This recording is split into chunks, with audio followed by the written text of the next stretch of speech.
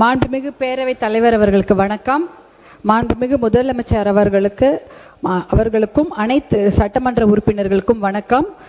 இன்று காலை 110 விதியின் கீழ் மாண்புமிகு முதலமைச்சர் அவர்கள் சிறப்பான அறிவிப்புகளை வெளியிட்டார். அவருக்கு முதற்க எங்கள் நன்றியை தெரிவித்துக் கொள்கின்றோம்.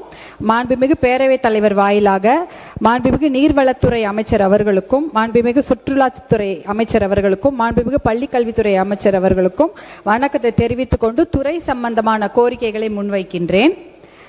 தலைவர் அவர்களே, பொதுவாகவே நம்ம கிராமத்தில் பார்த்தீங்கன்னா ஒரு பெரிய ஒரு ஏக்கர் நிலம் இல்லை 2 ஏக்கர் நிலம் இருந்தால் அதுக்காக அந்த பங்காளி சண்டைன்னு ஒன்று சொல்லுவாங்க.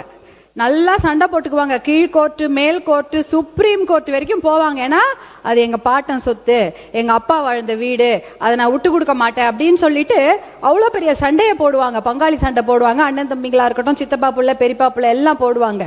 எதுக்கு? அவர்களுடைய ஒரு பரம்பரை சொத்துன்னா அதை விட்டு கொடுக்க மாட்டாங்க. ஆனா நம்ம கண் எதிர்க்கியே நம்ம கிட்ட இருக்கிற ஒரு மிகப்பெரிய சொத்து நம்ம கைவிட்டு போயிட்டு இருக்குது. அது எதுனா அது நீர்வளம் தான். நீர்வளம் தான் நம்ம கையை விட்டு போயிட்டே இருக்குது.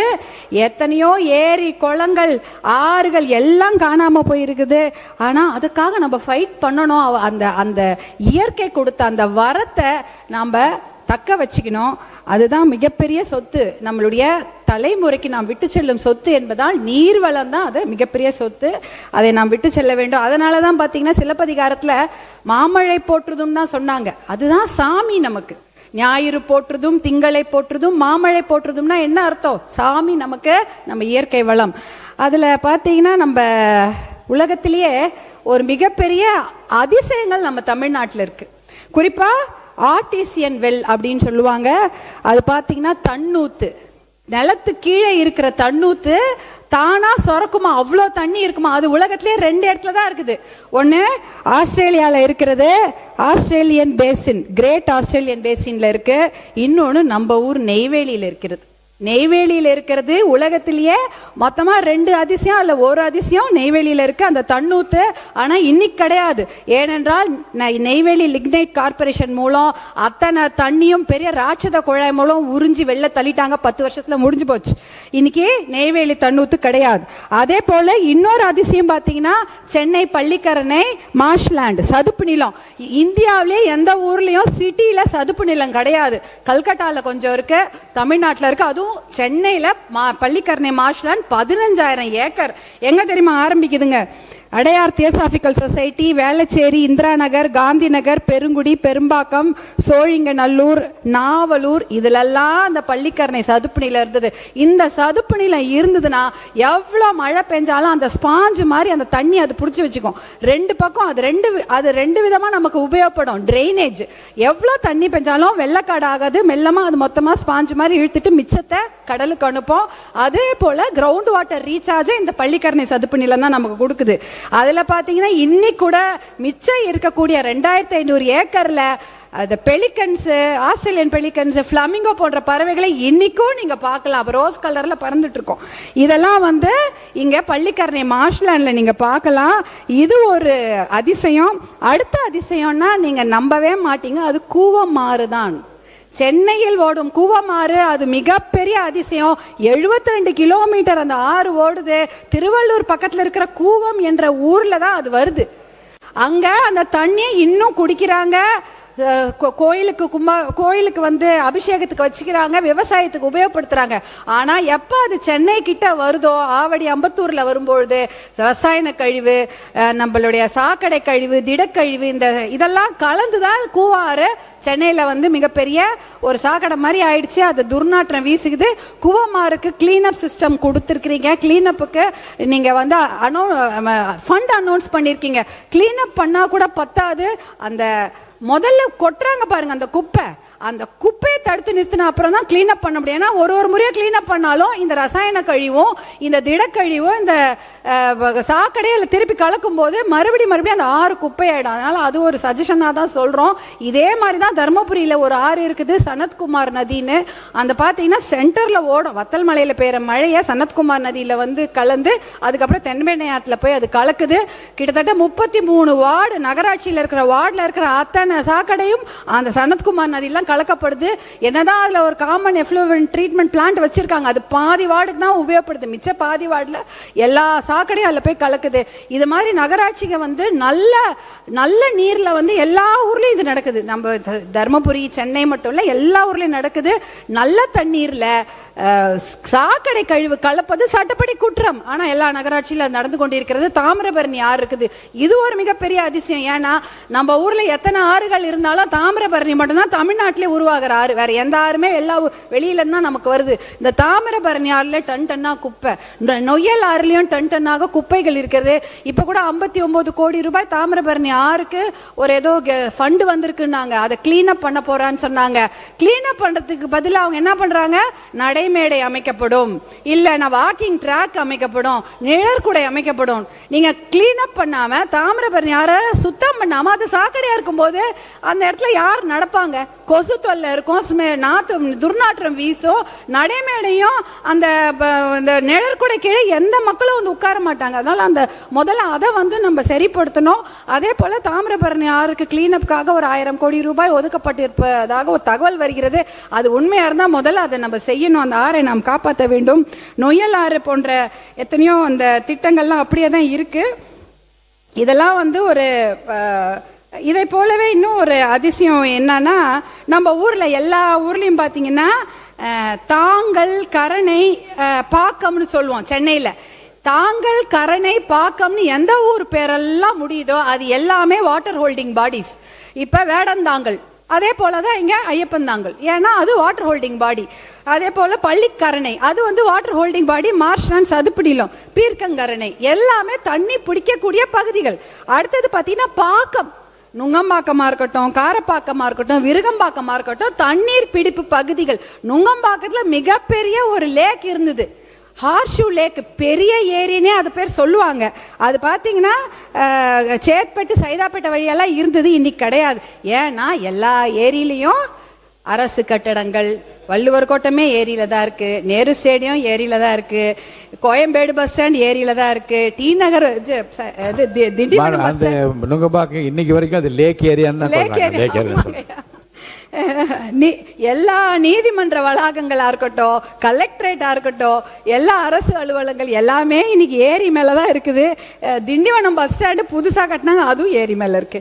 அப்போ நம்ம எப்படி அந்த ஏரிகளை பாதுகாக்கணும்? முன்னாடி விஷயம் தெரியல, அப்ப நம்ம சுற்றுச்சூழல் பாதிப்பு பத்தி தெரியாத போது அந்த ஏரிகளை எல்லாம் ஆக்கிரமிச்சு வீடெல்லாம் கட்டிட்டாங்க. இனிமேல் அதை நம்ம பண்ணக்கூடாது, நம்ம அதை பாதுகாக்கணும். அதுக்கு ஒரு நல்ல வழி இருக்கு. ஈரான்ல ராம்சார்னு ஒரு நகரம், அந்த ராம்சார் நகரத்துல 1971ஆம் ஆண்டு ஒரு பெரிய கூட்டம் போடுறாங்க. உலகத்துல இருக்கக்கூடிய அத்தனை நீர்நிலைகளை பாதுகாக்க வேண்டும்னு கூட்டம் போட்டு அதுல ஒரு 100 நிலைகளை லிஸ்ட் பண்றாங்க. அந்த 100 நீர்நிலைகள்ல 20 நீர்நிலைகள் தமிழ்நாட்டில் இருக்கு. இந்தியாவில் 100 நீர்நிலைகள், அதுல 20 நீர்நிலைகள் தமிழ்நாட்டில் இருக்கு. அதுல 1 பள்ளிக்கரணை. அதனால இந்த நீர்நிலைகளை பாதுகாக்க வேண்டும்னு அவங்க சொல்றாங்க. அதுக்கப்புறம் தமிழ்நாட்டிலையும் இந்தியாலையும் இந்த வெட்லாண்ட்ஸ் ஆக்ட், தமிழ்நாடு வெட்லாண்ட்ஸ் ஆணையம் இருக்கிறது. 7 வருஷம் 8 மாசம் 24 நாட்கள் ஆணையம் ஆரம்பிச்சு இது வரைக்கும் ஒரே ஒரு ஏரியோ, குளத்தையோ, குட்டையோ, கண்மாயோ, கழிவேலி, கழிமுகம், சதுப்பு நிலை எதையுமே லிஸ்ட் பண்ணல தமிழ்நாடு வெட்லாண்ட்ஸ் ஆணையம். அதுக்கு எல்லா பெரிய துறை, அந்த துறையில ஒரே ஒரு ஏரியா கூட லிஸ்ட் பண்ணலாம். 5 ஏக்கருக்கு மேல எந்த ஒரு நீர்நிலை இருந்தாலும் அதை ஜிஐ மேப்பிங் பண்ணணும், ஜிஐஎஸ் மேப்பிங், டிஜிட்டல் மேப்பிங் பண்ணி நோட்டிஃபை பண்ணணும். நான் வந்து உங்களை வந்து மாண்புமிகு நீர்வளத்துறை அமைச்சர்களே நான் வந்து இருக்கரம் கூப்பி கேட்டுக்கிறது என்னெல்லாம், முதல்ல அதை லிஸ்ட் பண்ணுங்க. மாண்புமிகு நீர்வளத்துறை அமைச்சர் அவர்கள். மாண்புமிகு பேரவைத் தலைவர் அவர்களே, நீங்க சொன்ன மாதிரி அத்தனை முயற்சிகளும் எடுத்துக்கொள்ளப்படும். அது இப்போ நடைமுறைப்படுத்துறதுக்கு உண்டான ஏற்பாடுகள் செய்யப்படும் என்பதை தெரிவிச்சுக்கிறேன். இப்போ நாங்கள் அதை வந்து மேப்பிங், அது ரெவன்யூ டிபார்ட்மெண்ட்டில் அமைச்சர்கிட்ட, மாண்பு அமைச்சர்கிட்ட சொல்லி அதுக்குண்டான வேலைகள் நடந்து கொண்டிருக்கிறது என்பதை தெரிவித்துக் கொள்கிறேன். மாண்பு உறுப்பினர் மிக்க நன்றி அமைச்சர், மாண்புமிகு அமைச்சர்கள் இருவருக்கும் என்னோட மனமார்ந்த நன்றியை தெரிவித்துக் கொள்கின்றேன். ஏன்னா சுப்ரீம் கோர்ட் வேற 2 முறை சொல்லிட்டாங்க. டிசம்பர் 2025 சொல்லிட்டாங்க, ஜூலை 28 2026 சொல்லிட்டாங்க. அந்த மேப்பிங் பண்ணா நீர் வரத்து கால்வாய் எது, டிரைனேஜ் எது, எப்படி, அப்பதான் எந்த ஆக்கிரமிப்பும் அந்த நீர் அந்த 5 ஏக்கர் குளங்குட்டை மேல ஆக்கிரமிப்பு இருக்காது. அப்பதான் அதை நம்ம காப்பாற்ற முடியும். அது ஒரு தகவல். அடுத்ததா இன்டர்லிங்கிங் ஆஃப் ரிவர்ஸ், இது நீர்வளத்துறை இன்னைக்கு மானிய கோரிக்கைன்றதுனால பேசுறேன். நம்ம இன்டர்லிங்கிங் ஆஃப் ரிவர்ஸ்ல பெரிய பெரிய சப்ஜெக்ட்லாம் போக வேணாம். கிருஷ்ணா, கோதாவரி எல்லாம் இன்டர்லிங்க் எல்லாம் பெரிய ப்ராசஸ். அது எத்தனையோ ஸ்டேட்டு கிட்ட அனுமதி வாங்கணும். நம்ம ஊர்லயே நிறைய ஆறுகள் இருக்கு, அதை இன்டர்லிங்க் பண்ணுங்க. அதுல முதல் திட்டம் பாத்தீங்கன்னா நம்ம மாநிலத்தில் முதல்ல பெரிய திட்டம் பார்த்தீங்கன்னா பிக்கெஸ்ட் வாட்டர் ஸ்கீம், மிகப்பெரிய நீர்ப்பாசன திட்டம் காவிரி குண்டாறு இணைப்பு திட்டம் 2008 அனௌன்ஸ் பண்ணி அதுக்கு வேலை நடந்திருக்கு. ஆனால் 3% தான் நடந்திருக்கு. இப்பயும் நீங்க அதுக்கு நிதி ஒதுக்கி இருக்கிறீங்க. இருந்தாலும் காவிரியிலேருந்து புதுக்கோட்டையில் இருக்கக்கூடிய வெள்ளாறு, ராமநாதபுரத்தில் இருக்கிற வைகை ஆறு, விருதுநகரில் இருக்கிற குண்டாரை இணைச்சிட்டாலே அந்த மாவட்டம் முழுக்க பயன்பெறும். அத்திக்கடவு அவிநாசி திட்டம் 2 அதையும் நீங்க விரைந்து செயல்படுத்த வேண்டும். மேட்டூர் உபரி திட்டம் நம்முடைய மாண்புமிகு முன்னாள் முதலமைச்சர் எடப்பாடியார் அண்ணன் அவர்கள் கொண்டு வந்த திட்டம். 100 ஏரி அதை இணைக்கக்கூடிய மிகப்பெரிய அருமையான திட்டம். சரபங்கா நதி, திரிமணுமுத்தாறு, வசிஷ்ட நதியை இணைக்கக்கூடிய திட்டம். அந்த சேலம் ஆத்தூர் மாநகர அந்த பகுதியை வளம் பெற்றிடும். அதை விரைவுபடுத்த வேண்டும். தாமிரபரணி, நம்பியாறு, கோரையாறு, எலுமிச்சை ஆறு இணைப்பு திட்டம். நொய்யல் ஆறு, நோய்களை தீர்க்கும் ஆறு, அதை கழிவுகளை அகற்றும் திட்டம், அதை காப்பாற்றணும். தென்பெண்ணை பாலாறு இணைப்பு திட்டம், இதுக்கு டிபிஆர் அனௌன்ஸ் பண்ணியிருக்கீங்க, அதுக்கு நன்றியை தெரிவித்துக் கொள்கின்றோம். பாலாறு தடுப்பணை திட்டம், பாலாறுல தடுப்பணை கண்டிப்பா கட்டியாகணும். தடுப்பணைனா 10 அடி 6 இப்ப 20 அடி தடுப்பணை தேவையில்ல, 5 அடி தடுப்பணையே போதும். பாலாறுல இருக்கிற தண்ணியை நம்ம சேர்த்து வைக்க முடியும். இதற்காக மருத்துவர் அன்புமணி அவர்கள் பாலாறு காப்போம், வைகை காப்போம், தாமிரபரணி காப்போம், நொய்யலாறு காப்போம்னு எத்தனையோ நடைபயணம் போயிட்டாங்க. அதற்கப்புறம் தான் 2 தடுப்பணைகள் சென்னை பக்கத்துல நீங்களே பார்க்கலாம். சென்னையில இருந்து பாண்டிக்கு போற ஈசிஆர் ரோட்ல வாயலூர் செக் டேம் இருக்கு. எப்படி பச்சை பசேல் இருக்கும் பாருங்க, 2 பக்கமா தண்ணி இருக்கும். வள்ளியூர் செக் டேம் அந்த பகுதியில் இருக்கு. கிட்டத்தட்ட இந்த செக் டேம் மூலம் 15 இருந்து 20 ஸ்கொயர் கிலோமீட்டர்ல எல்லா கிணறும் நிரம்பி 3 போகம் அங்க பயிர் பண்ணி கொண்டிருக்கிறார்கள். இந்த நீங்க பார்க்கும்போது சென்னை டு பாண்டிச்சேரி அந்த ஈசிஆர் சாலையில நீங்க பார்க்கலாம். அடுத்தது நந்தன் கால்வாய் திட்டம், திருவண்ணாமலையில் உள்ள 22 ஏரிகள், விழுப்புரம்ல இருக்கக்கூடிய 18 ஏரிகள், இந்த ஏரியெல்லாம் இணைச்சு அதை தண்ணியை நிரப்பும் திட்டம் தான் தென்பெண்ணை உபரி நீர் இந்த திட்டம். இது அதே போல அரியலூர் சோழர் பாசன திட்டம், இது ரொம்ப அழகான திட்டம். அந்த காலத்துல ராஜேந்திர சோழன் கங்கையிலிருந்து தண்ணியை கொண்டு கிட்டத்தட்ட அந்த சோழகங்கம் ஏரியை உருவாக்குறாரு. 25 கிலோமீட்டர் நீளத்துக்கு அந்த ஏரியை வெட்டுறாரு. ஒரு 5 கிலோமீட்டர் அகலத்துக்கு அந்த ஏரியை வெட்டி அந்த கங்கை நீர் அதுல ரொப்பி அதுக்கப்புறம் அந்த திட்டத்தை கொண்டு வராங்க. சோழகங்கை ஏரி, பொன்னேரின்னு சொல்லுவாங்க. அதுல பாத்தீங்கன்னா கரிவெட்டி ஏரி, சித்தமல்லி ஏரி, செம்பியன் மாதேவி ஏரி, இப்படி இத்தனை ஏரிகளும் அதுல கனெக்ட் ஆகி அந்த திட்டம் ரொம்ப நல்லா இருக்கும். அந்த திட்டத்துக்கு நீங்க மறுபடியும் உயிர் கொடுக்க வேண்டும். ஏன்னா ரொம்ப ரொம்ப முக்கியமான திட்டம். அப்புறம் இன்னொரு உறுப்பினருடைய கோரிக்கை, சோழவந்தான் சாத்தியாடி அணை திட்டம், அதுவும் கேட்டிருந்தாங்க. இந்த திட்டங்கள் எல்லாம் நம்ம கொண்டு வந்துட்டோம்னாலே இது நதிநீர் இணைப்பு திட்டம் தான். பெரிய இது கிடையாது, பெரிய வெளியூருக்கே போக தேவையில்ல. நம்ம ஊர்ல இருக்கக்கூடிய நதிகளை நாம் இணைத்தாலே போதும், தூர்வாரினாலே போதும், கரைகளை பலப்படுத்தினால் போதும், இந்த மணல் அள்ளுறதே குறைஞ்சிடும். அந்த சட்ட விரோதமாக மணல் அள்ளுவதே குறைஞ்சிரும். இந்த ஏரி குளங்களை தூர்வாரி இதெல்லாம் இணைச்சிட்டாலே இதெல்லாம் ஒரு மிகப்பெரிய திட்டம். இனிமேல் என்னுடைய தர்மபுரி தொகுதிக்கான திட்டங்களை, சிறப்பு திட்டங்களை நான் மாண்புமிகு அமைச்சர்கள் கிட்ட கேட்டுக்கிறேன்.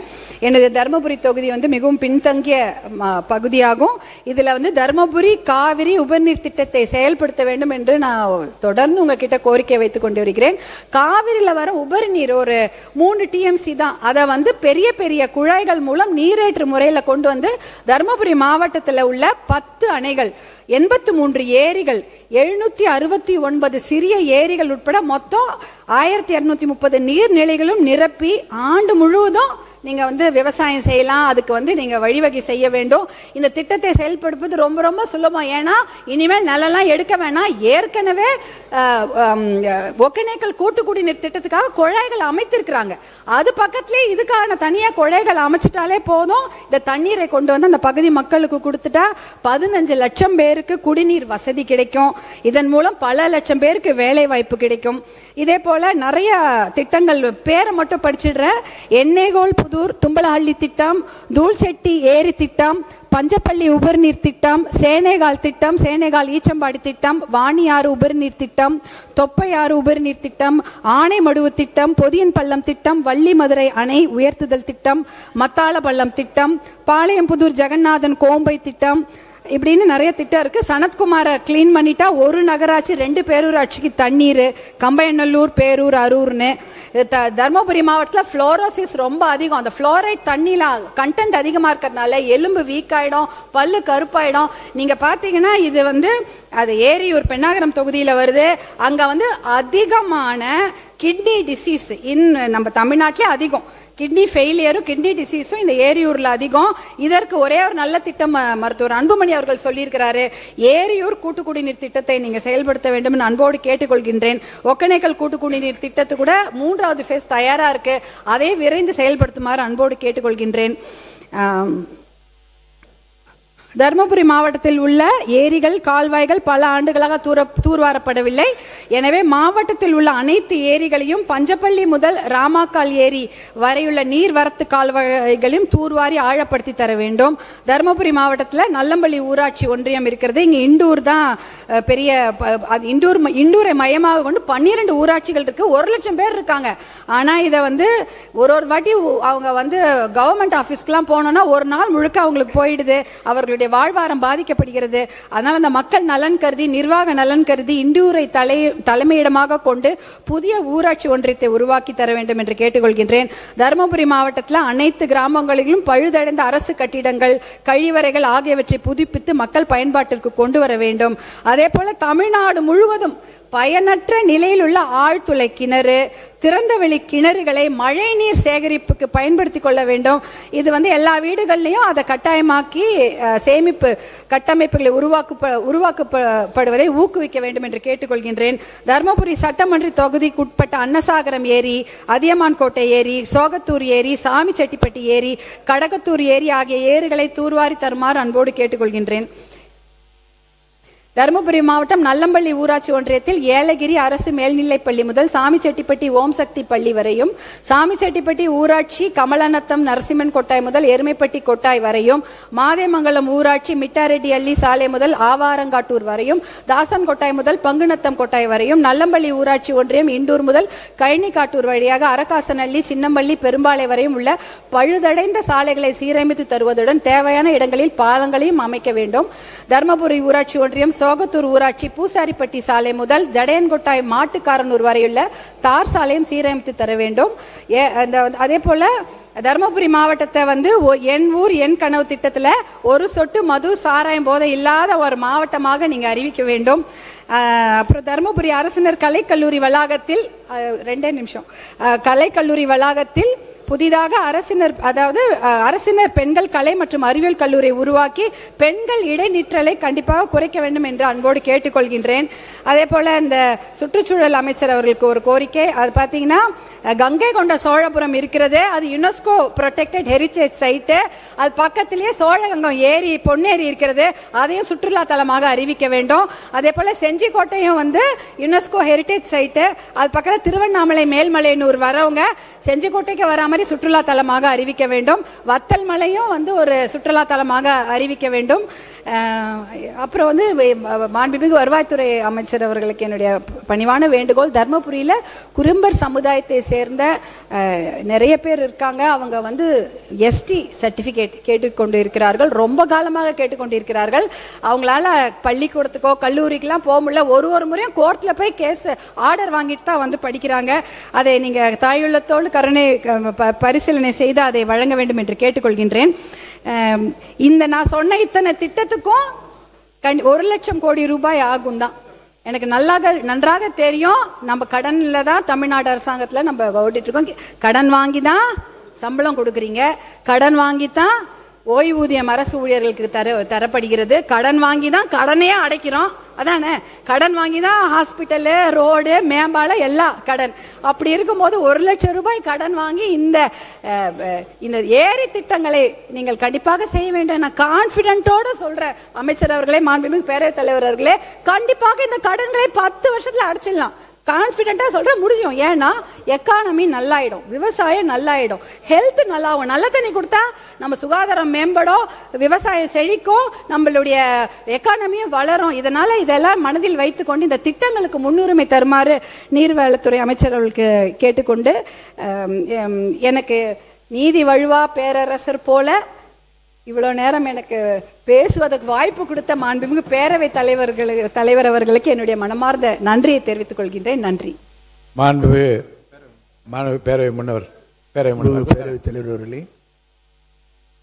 மாண்பு உறுப்பினர் வழங்கி குறிப்பிடுகிற போது குறும்பர் அந்த இனத்தை சார்ந்தவர்களுக்கெல்லாம் இங்கே எஸ்டி பட்டியலே வர வேண்டும் என்பது உங்களுடைய உறுப்பினரே கஞ்சா ரெட்டி என்று கூட அவர் நேற்றைய தினம் சொன்னார். அதே போல் மலையாளிஸ் இருக்கிறார்கள். இதையெல்லாம் அரசு பரிசீலித்து மத்திய அரசுக்கு பரிந்துரை செய்திருக்கிறது. மத்திய அரசிலே அது இருக்கிறது.